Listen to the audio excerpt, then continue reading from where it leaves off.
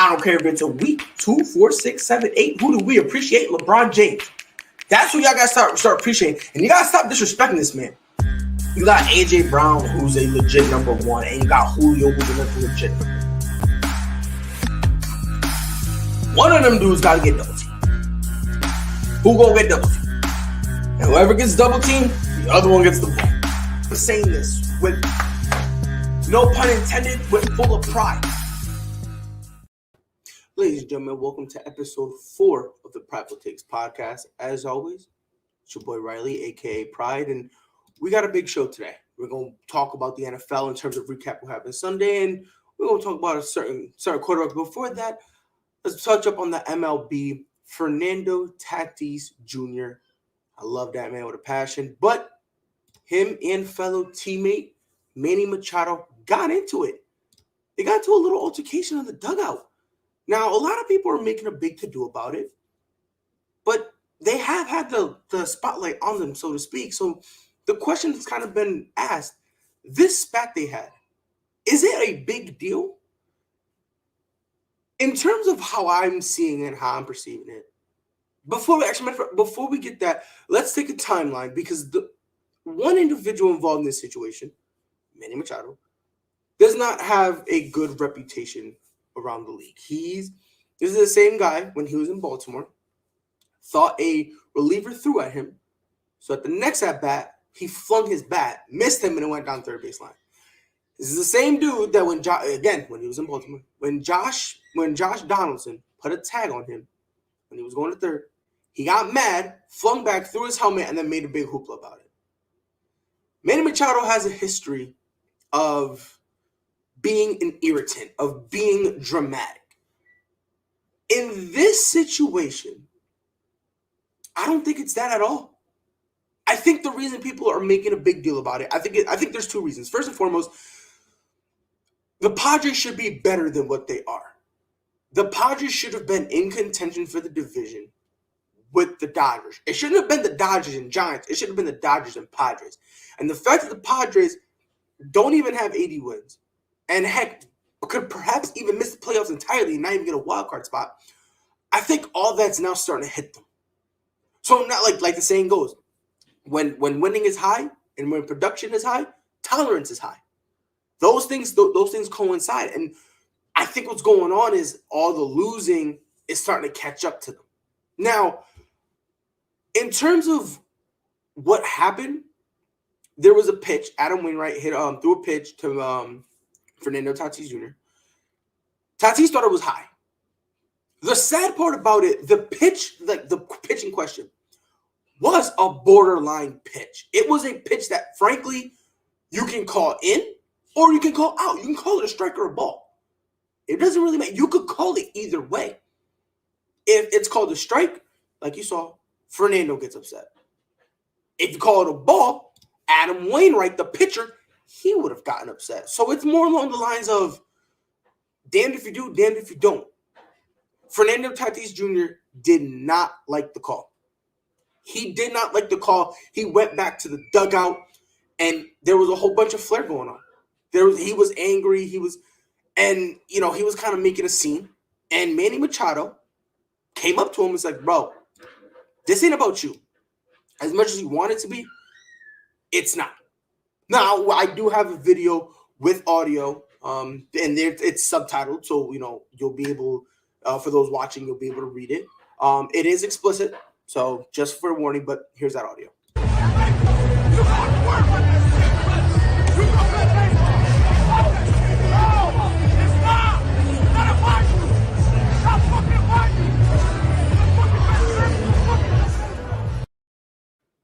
So, as you can hear, Manny Machado screaming, "It's not about you."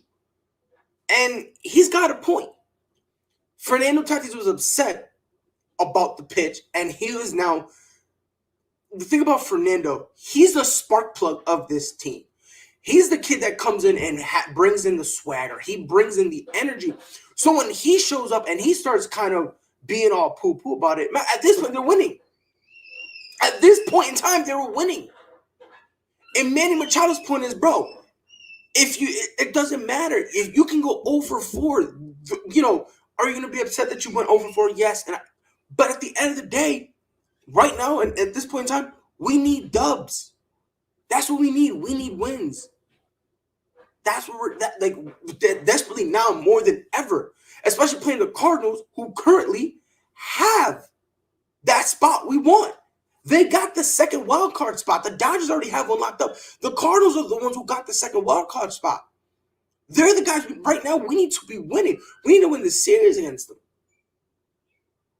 So I think a lot of this argument really had to do with we need to get our act together. And Manny Machado straight up said it. And again, when people see it on its face value, you can see, this is bad. When I first saw it, I just thought, well, here's Manny being Manny. That's what I initially thought. I'm not gonna lie. I initially thought it was just Manny Machado just being a crybaby. That's what I initially thought. However, when you actually watch it and you see everything, as soon as Fernando Tatis got in the dugout, he's throwing his hat through his gloves. He was very upset. And Machado was coming like, bro, we're winning. Don't shut down, because once you shut down, you, as our best player, and he said that in the audio, he was like, you're our best player. You need to act like our best player. You can't just be like, great. Like, you can't, especially now in the point in time when we need to make a push. If we want to see the playoffs, we're going to need to make a strong, and we're going to need to make a very hard push. And Manny Machado is not really the type of dude to hold back either. Manny Machado will straight up tell you if you're being wrong, and he won't go, look, buddy, you're kind of messing up. No, like Manny Machado will get in your face. That's the type of guy he is. Whether or not we agree with it or not, that doesn't matter. At the end of the day, that's what he does. And it seems like it resonates because, frankly, this is the first time they've kind of had a spat like this. So in terms of what's going on with them, I think they're fine. I don't think it's really that big of a deal. I just think it's just Manny Machado trying to go to Fernando and say, fam, no, like, excuse my French, knock the shit off. We're supposed to be better than this. You struck out on a pitch you didn't like. It is what it is. We're winning. Knock the shit off. And he came at him like so. And again, at this point, do I think the Padres are going to make the playoffs? No. I think at this point, they should just wrap it up. But, if anyone goes out and says that this whole Padres thing is a massive deal and people are you're a moron. That's it. It's not that big a deal. But it is what it is. But on to the Sunday recap. We had a lot of games, a lot of craziness, to be honest. And a quick recap, Raiders beat the Steelers, Niners beat the Eagles, which was crazy. The Browns beat the Texans, which Texans are actually kind of solid. Broncos over Jags. Panthers beat the Saints, which that one surprised me. Rams beat Colts in a rather close game. Bills destroyed the Dolphins, wasn't even close. The Patriots over the Jets. Bears beat the Bengals. Buccaneers annihilated the Falcons, which I don't think was a surprise to anybody. Cardinals over the Vikings, which was actually a better game than I thought it would be. Same thing with this game, Titans and Seahawks. Titans over Seahawks. Cowboys beat the Chargers, and they were crying like they won the Super Bowl. And then Ravens over Chiefs, which kind of surprised me a little bit. With all this stuff happening, did we learn anything in week 2? Believe it or not, yes. I think we learned some stuff. I think we learned a decent amount. First and foremost, I think we learned, I want to be careful how I put this, right? I think we learned how incompetent the Bears organization truly is. And when I say incompetent, I mean it's to the point where ownership has to go, the office has to go, the coach has to go. And matter of fact, let's get rid of Justin Fields too, because at this point, I don't want to take the kid. I don't want to take the kid at all. I honestly, look, Andy Dalton goes down. They put Justin Fields in. Then they put Andy Dalton back in. At this point, it's like, bro, look, Justin Fields right now, and if you disagree with me, I will fight. This is one of the few hills I will fight to death on. Justin Fields is a better quarterback at this point in time than Andy Dalton. And if you disagree, it's either one or two things. You either don't watch football or you don't like Justin Fields. It's one or the other. One or the other. Justin Fields is unless you have a legit quarterback at that position that could take you to the promised land, you should not be. Again, like Andy Dalton is not a guy let's give him the keys of the kingdom. No, I don't want to hear any of this. Oh, what about when he was with the Bengals? I don't want to hear none of that. I don't want to hear it. Because he took him to the playoffs, sure. I'll give him that. But again, he flares out worse than his hair.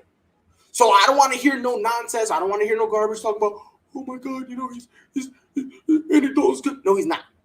Justin Fields right now is better. And that Bears organization, something needs to happen. A change at the top offense needs to happen, because now you're kind of putting it. I'm telling you this right now. If you mishandle this, I'm telling you, this is going to be an Eagles 2.0 situation.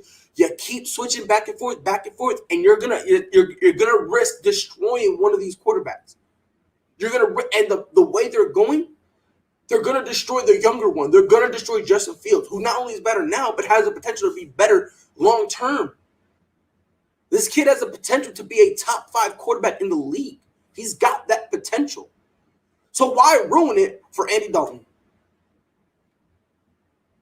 Why ruin it for him? Why? Everyone's like, oh my God, he got a mustache and beard. Yup, guess what? He can have all that. He's still ain't getting us wins. That's what I'm saying. If I'm a Bears fan, he ain't getting us wins. They put in Justin Fields, and all of a sudden, dude, this team looks different. This team looks completely different around Justin Fields. I don't know if it's me. I don't know if I don't know what it is, but when I see Justin Fields there, I see a team that, frankly, is a little more energized. That's what I see. Another thing I'm kind of learning. Dallas Cowboys, their ceiling within that organization is dangerously low. And it's to the point where it's comical. They're crying, hugging each other after the game. Oh my God, the Chargers, we won. Oh my God, we got to give each other. I know I thought confetti was going to fall and the Lombardi trophy was going to come out. I had to rub my eyes, and I kid you not, I looked at the clock, right? And I'm like, hold on, because I got 2 monitors, right? So, I'll watch a couple games here and there. I got Red Zone on one. I'm a Patriots fan. You know what I mean? I love my New England Patriots. So I had the Red Zone on one screen. I had the New England Patriots game on the other, right? So, I got the Red Zone, and they're all crying. And I'm like, what? So I look at the monitor. I'm like, oh, what time is it? Okay. What's today? Oh, it's week 2. For the Cowboys to be crying like this and be like, it was a hard game against the Chargers. That tells me, expectations is dumb low. It's stupid low. Like, to the point, like, frankly, like, the way they're acting is like 6 wins will be a phenomenal season. Like, that's how bad it was. I mean, we're talking about dudes crying, and I'm expecting Dak Prescott to be in the mic and say, I'm taking my kids to Disney World, man. Like, that's how bad it was. Like, look, bro, if you down that bad, you're going to be the new Houston Texans, which moves me to point number 3. The Houston Texans. I think it's time to actually, I can't believe I'm saying this, respect the Houston Texans. And more specifically, Tyrod Taylor. I can't believe I'm saying that, but this team, I mean, Jags, I don't care about week 1, but the fact that they actually stuck around with the Browns. Remember, this ain't a Browns team that won 1 game in 2 years. No. This is a Browns team that, frankly, a lot of people favor to win the division. If Tyrod Taylor doesn't go out, it is a legitimate possibility that the Browns are 0-2. Let that sink in. This horrible team that everyone has said was horrible. I don't know what. The way it looks like they're playing like they're going out there and they're like, look, bro, we're expected to lose. So if we're going to lose on our shield. Which I don't blame them. I really don't. It's a nice way to go out. And heck, listen, man, some people expected them to be like the worst in the league. And now it's to the point where it's like they might. Saying they're going to have 8 wins is not a stretch anymore. If you said in the beginning of the season about 8 wins, A lot of people would have looked at you like, all right, bro, you boo-boo the fool. But no, now you say 8 wins, and it's okay. It's a possibility. You don't sound as crazy for saying that. And, Tyrod Taylor's going to be out for, I think they said, for about a month. And Deshaun Watson is not coming back. They have not activated Deshaun Watson, which I don't blame them for one bit whatsoever, because I'm pretty sure the rumors going around is if they activate him, he's going to get suspended anyway. If they trade him and whatever team gets him, he's going to get suspended anyway. That's the rumor going around. Whether or not it's true, it remains to be seen. But supposedly, if anybody activates him and says he's on our roster and he's available to play, regardless if he's a starter or a backup, doesn't matter, he's going to be immediately suspended. So I understand why Texans aren't putting him on the roster, because they're like, we might as well just go get somebody else, because what's the point of getting him? And then next thing you know, he's suspended, and we just wasted a whole spot on somebody who can't play for us. So I understand that point to that front. Number 4. Maybe, just maybe, the Titans won't be able to handle all the talent they have offensively. Julio had a phenomenal game. Derrick Henry kind of stepped up. It took them a while. And it's to the point where maybe they can't handle all that talent. It's a possibility that they can't. Because you're going to have to get, again, people are saying, oh, well, if you go and you look at Kansas City, they make it work. And it's like, yeah. But at the same time, you need to understand that Andy Reid is a guy who's had experience kind of handling personalities. He's had that experience. He's had to handle, at the time, even though Mike Vick didn't have that big of a personality, still was a personality nonetheless. Especially after all the stuff he had to go through. Yeah, he had to handle T.O. He had to handle Donovan McNabb. LaShawn McCoy, who people think is like, nah, bro, he's a personality. I think I already said Deshaun Jackson. Malcolm Jenkins, Fletcher Cox can sometimes be. So there's guys that, he's had to deal with. So it's a little easier when you look at Mike Vrabel. Not to say he can't do it, but again, it's tough. It really is tough. You're like, in order to handle that type of all that talent, you need to be savvy. You got to be a savvy coach to be able to handle all that. But there's a difference between being savvy and not being good. Mike Vrabel is a good coach. He is. Don't get it twisted. I'm not saying he's a bum. But in order to handle all that talent, you do got to be savvy, and you do need to be able to finagle things and work with it. So in terms of that, I'm going to have to say that no, he can't. But again, that's just saying for now, and it's going to be interesting to see how they bounce back. Right now they're 1-1, which is good. It's good, especially considering they beat the Seahawks, which frankly, some people had them written off saying they couldn't do it. And obviously the last point, Ravens over the Chiefs. This one was funny is not the word, but it was funny. And the reason I explain is because a lot of people are using this to say why Patrick Mahomes isn't that guy anymore. When I heard that, I was like, mind you, I'll be honest, I'm not a massive Patrick Mahomes fan. I think when you slow the game, I don't want to say slow the game down, but when you put him in a position where he can't just fully rely on his crazy athleticism, when you force him to be a pocket passer, he's not trash, but it does make him uncomfortable, and you can tell he's a little bit out of his element. You can tell. Like when you try to force him to be a pocket passer. There was a stat that when the Chiefs with Patrick Mahomes starting, they are 2-6 when they have under 25 minutes of time of possession.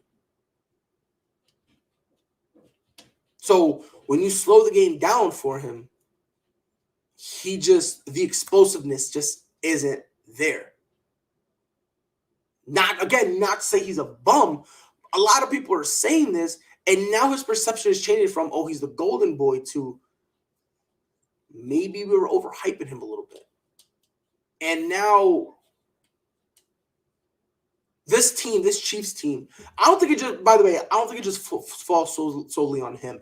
I think it falls on not only the defense, obviously, but I think it falls on the offense because, again, everyone in this offense is very go, go, go, go, go. They're very fast. Again, Travis Kelce, for a tight end, he's got speed. You got McCole Hardman, who's fast. You got Tyreek Hill, obviously, who's fast. You got a bunch of speed on this team, so it's not like you can have these guys just slow down because the way they play is fast. So I don't think it's fair to blame solely Patrick Mahomes. I don't think that's fair, but I will say this Chiefs team, if they're going to have to learn how to play slow. And I'm not talking about to the point where it's like, always or whatever, but they're going to have to, relax, and they're going to have to be like, okay, look, we're going to run the ball some. We're going to work on, making sure we can keep the clock running. And when we keep the clock running, we're not going to go bonkers. We're not going to go crazy, and at the same time, if you go if you go 3 and out, that's fine. Just don't go 3 and 0 back to back. That's it. Because another thing you can notice about this team, when they go 3 and 0 back to back, they all of them, including Patrick Mahomes, kind of put their heads down a little bit and not really give up, but they're kind of just like, oh, damn it. And you can't do that. You can't, But then obviously you'll see them trying to pick it up, but they're just for that split moment when you got your head down, a lot of teams will jump on you. A lot of teams will capitalize on you. So that's something they're going to have to be extremely careful of. But we're going to stick with the NFL. There are some guys here that have been balling out, dare I say. They've been balling out like crazy. And I will say this. These are the 3 QBs I think that have pressure on them and need to, I wouldn't say, like, they need to ball out. They need to ball out. Now, there is a couple of honorable mentions. One, obviously, Jimmy Garoppolo. The only reason I didn't want to mention him is because I don't want to keep harping on him. I don't want to keep being on him. But now that they've got a lot of deficiencies in their backfield, this is the time Jimmy Garoppolo needs to step up. They scored 17 points against the Eagles. Any other team, that 17 points does not get you the win. That 17 points does not get you the win. So Jimmy Garoppolo is going to have to step up. And also another QB who I don't want to – Ben Roethlisberger. The reason I say Ben is because he can't consistently push the ball down, and there's times where they're supposed to run the ball, and you kind of see him audible out of it. The problem with that is you guys picked up Najee Harris to run the ball, and that was your problem last year. They couldn't run the ball. And it hurts you when you're in the red zone, when you're 1, 2, 3 yards out, and you're gonna keep passing. You're gonna keep passing. That doesn't always work. And you need to have some dynamism in there. So I'm gonna say Big Ben. Those are the 2 honorable mentions. But number 3. So we're going with that man from Las Vegas, Derrick Carr. I just want to throw this out there. I'm gonna be honest. I have not been a Derrick Carr fan. I've been one of the people who've been poo-pooing on him. I've thought he's not really that good. I decided to relax, right? It's a new season. We're going to go in. I'm not even going to mention 2-0. I'm not going to mention the records because that's unfair, right? The guy has over 800 yards. He's got 4 TDs with only 1 pick. He threw for over 75 yards against the Steelers. Over 380 yards, 2 touchdowns. If they needed a big play, and mind you, they locked up Darren Waller. They contained Darren Waller, and the Steelers defense did a great job containing Darren Waller. Derrick Carr still found a way. The funny part about it is John Gruden said, I hope he gets the recognition he deserves. If I'm Derrick Carr, I demand a trade. Here's why. John Gruden is the same guy who said, I don't like Derrick Carr.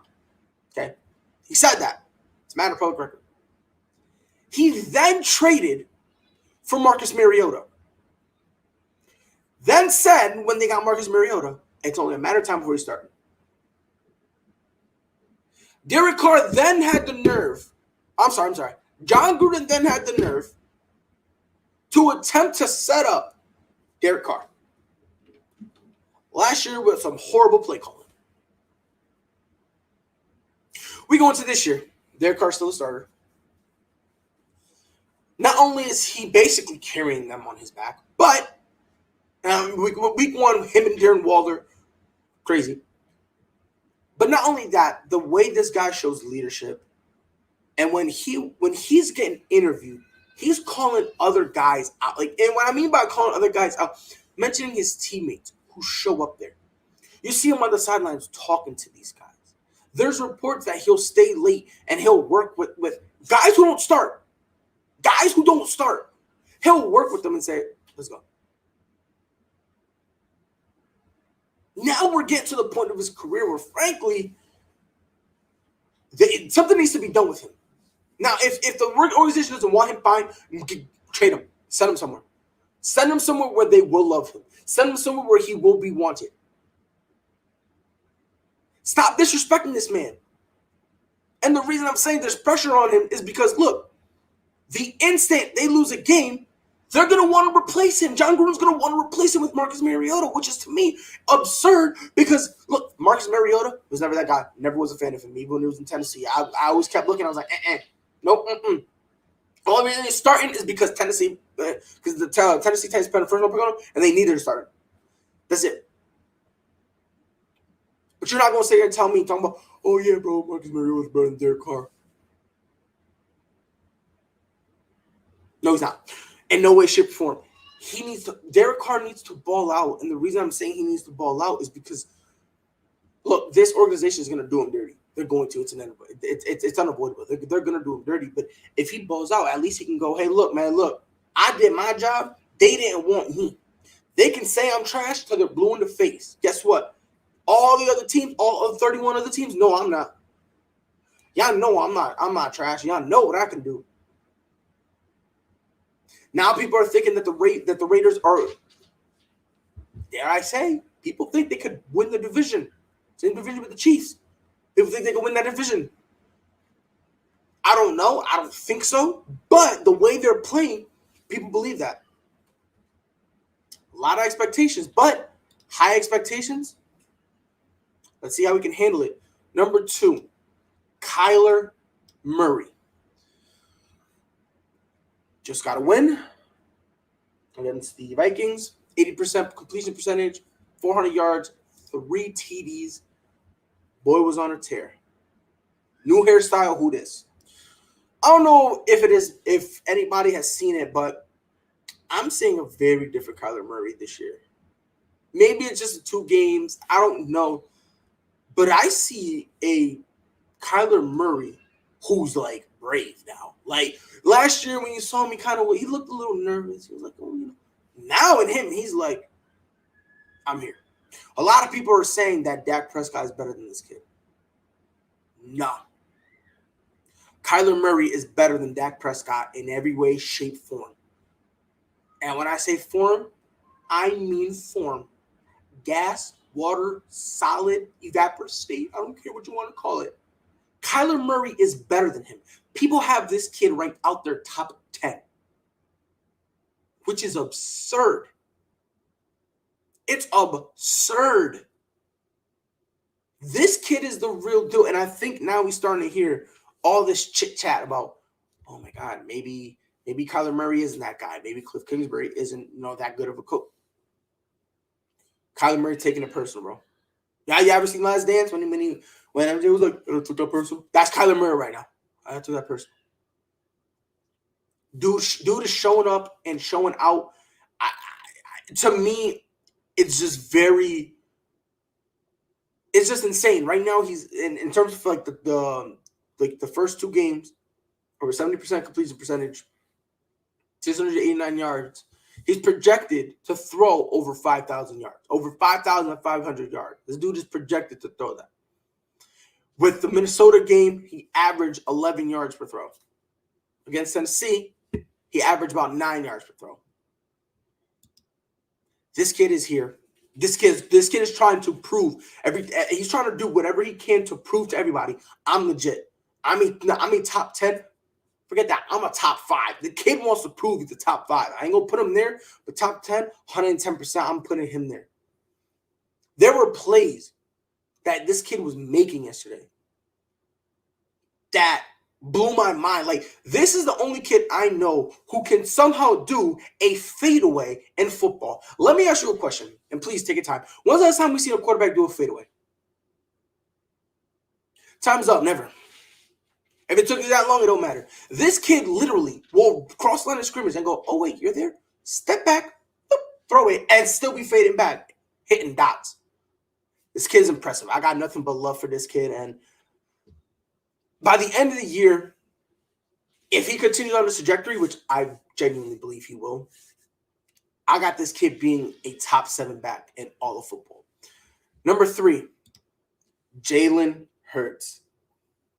This kid is for real. I don't care what anybody says. This kid is for real. I got nothing but, like, granted, I'm a little biased. I really am.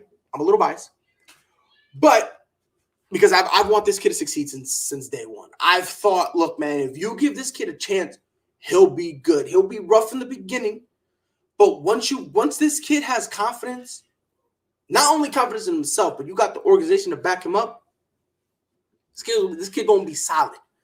This kid's going to be solid. And now Jalen Hurts is doing what he can to prove it.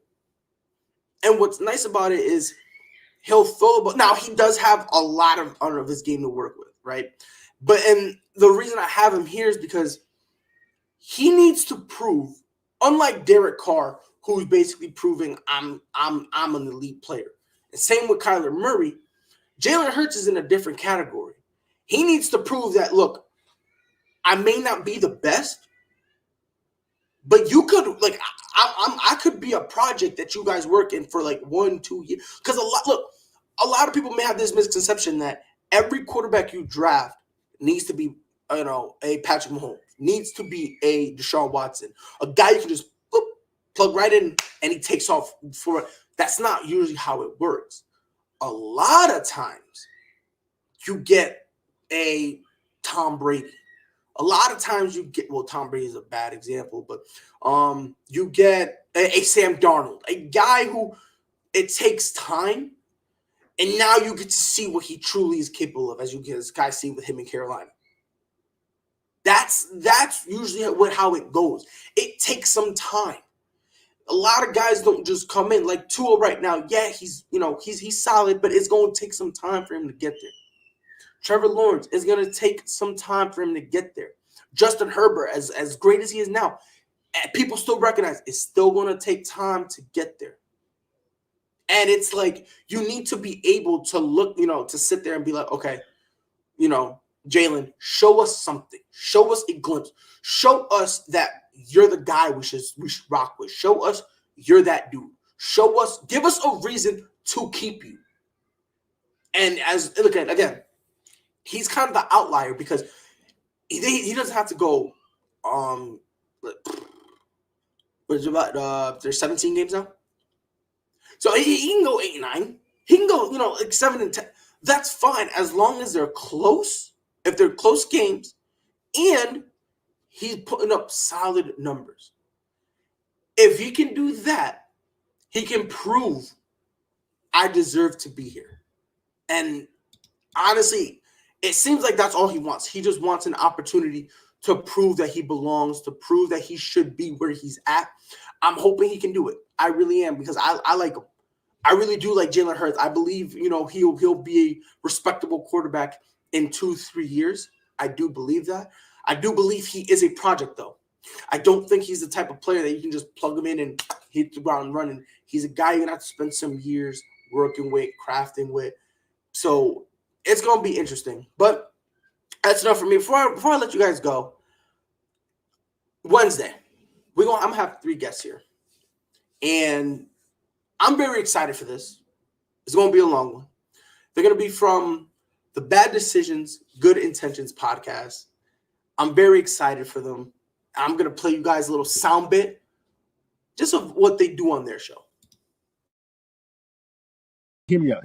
Say you standing on the side of the road, right?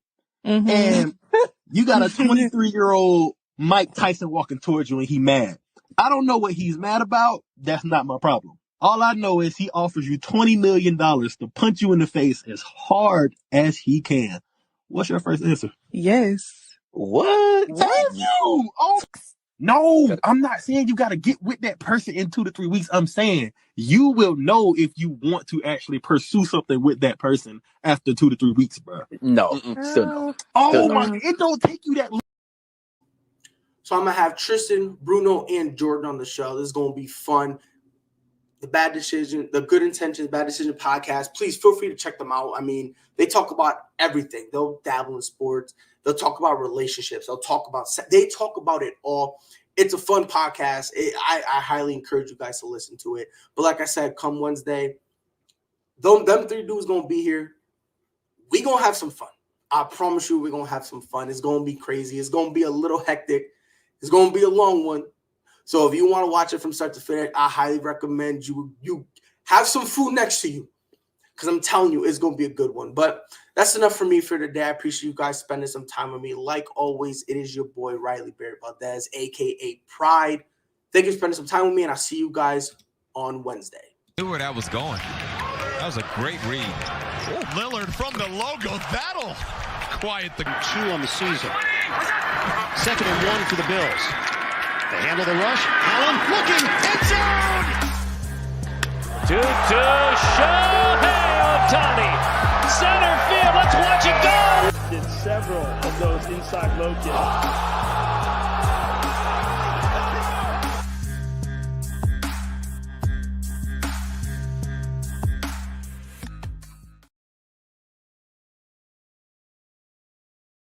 Hear me out. Say you standing on the side of the road, right?